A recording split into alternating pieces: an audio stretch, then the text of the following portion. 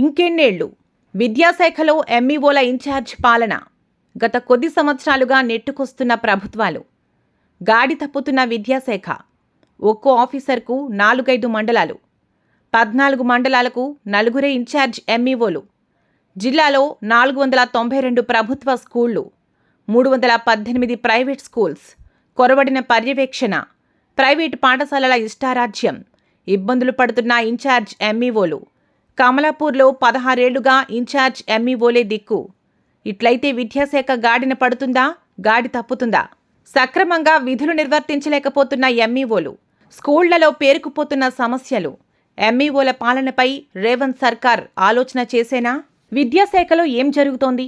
ప్రభుత్వ స్కూళ్ల బలోపేతానికి నడుం బిగిస్తున్న సర్కార్ పూర్తిస్థాయి ఎంఈఓలను ఎందుకు నియమించట్లే? ఇన్నేళ్లుగా ఎందుకు ఇన్ఛార్జ్ ఎంఈఓలే ఉంటున్నారు? ఏళ్లు గడుస్తున్నా ఇన్ఛార్జ్ ఎంఈఓలే దిక్కవుతున్నారు.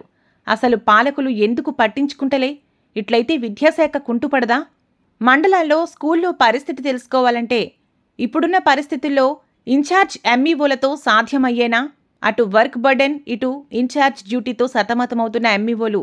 మండలాల్లోని ప్రభుత్వ పాఠశాలల పర్యవేక్షణకు ప్రభుత్వం మండల విద్యాధికారిని నియమించి విధులు నిర్వర్తించేది. ఇది ఒకప్పటి ముచ్చట.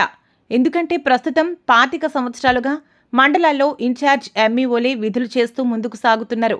వీరికి రెగ్యులర్ ఉపాధ్యాయ వృత్తితో పాటు ఎంఈఓగా విధులు చేపట్టాల్సింది.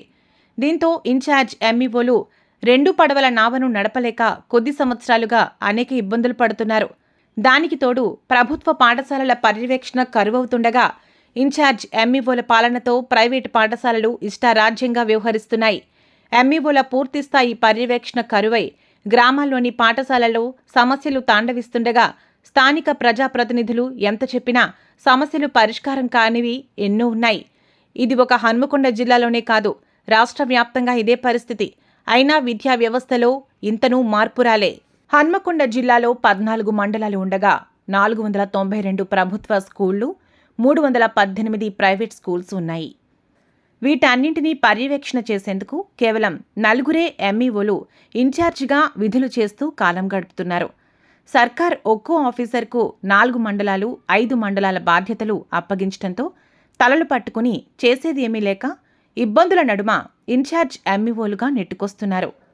హన్మకొండ జిల్లాలోని కమలాపూర్ మండలంలో 2008లో మండల విద్యాధికారిగా ఇలాసాగరం వీరస్వామి గౌడ్ పదవీ విరమణ పొందినప్పటి నుండి ఇప్పటి వరకు 16 సంవత్సరాలుగా పూర్తిస్థాయి ఎంఈఓ రాకపోగా ఇప్పటికీ 6 ఇన్ఛార్జ్ ఎంఈఓలుగా విధులు చేపట్టారు.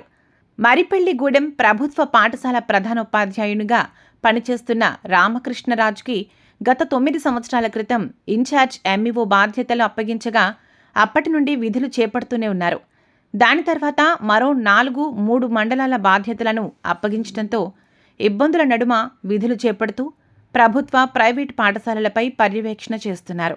ఈసారి ఇలాఖాలో కమలాపూర్, కాజీపేట్, హన్మకొండ, అసన్పర్తి మండలాలు ఉండగా 243 ప్రైవేటు పాఠశాలలు ఉన్నాయి. ఇక ఇన్ఛార్జ్ ఎంఈఓ రమాదేవి పరిధిలో పరకాల, సాయంపేట, ఆత్మకూర్, నడికుడ, దామర మండలాలు ఉండగా 40 ప్రైవేటు పాఠశాలలు ఉన్నాయి. ఇన్ఛార్జ్ ఎంఈఓ వెంకటేశ్వరరావు పరిధిలో భీమదేవరపల్లి, వేలేరు, ధర్మసాగర్, ఐనవోలు మండలాలు ఉండగా 28 ప్రైవేటు పాఠశాలలు ఉన్నాయి. ప్రభుత్వం ఇప్పటికైనా పూర్తిస్థాయి ఎంఈఓలను నియమిస్తేనే ప్రభుత్వ పాఠశాల పర్యవేక్షణ సక్రమంగా సాగుతుందని, లేదంటే సమస్యల వలయంలో సర్కారు స్కూల్లో నిలిచిపోతాయని విద్యార్థుల తల్లిదండ్రులు ఆవేదన వ్యక్తం చేస్తున్నారు. సింగిల్ యూజ్ ప్లాస్టిక్ను నివారిద్దాం, పర్యావరణాన్ని పరిరక్షిద్దాం, ఆరోగ్యమైన వాతావరణాన్ని నెలకొల్పుదాం. మనం ఆరోగ్యంగా ఉన్నాం, మన పిల్లలను కూడా ఆరోగ్యంగా ఉంచుతాం, మన భవిష్యత్తును కూడా ఆరోగ్యంగా ఉంచుతాం. కాబట్టి మీరందరూ కూడా దయచేసి సింగిల్ యూజ్ ప్లాస్టిక్ను బ్యాన్ చేయండి, పర్యావరణాన్ని పరిరక్షించండి.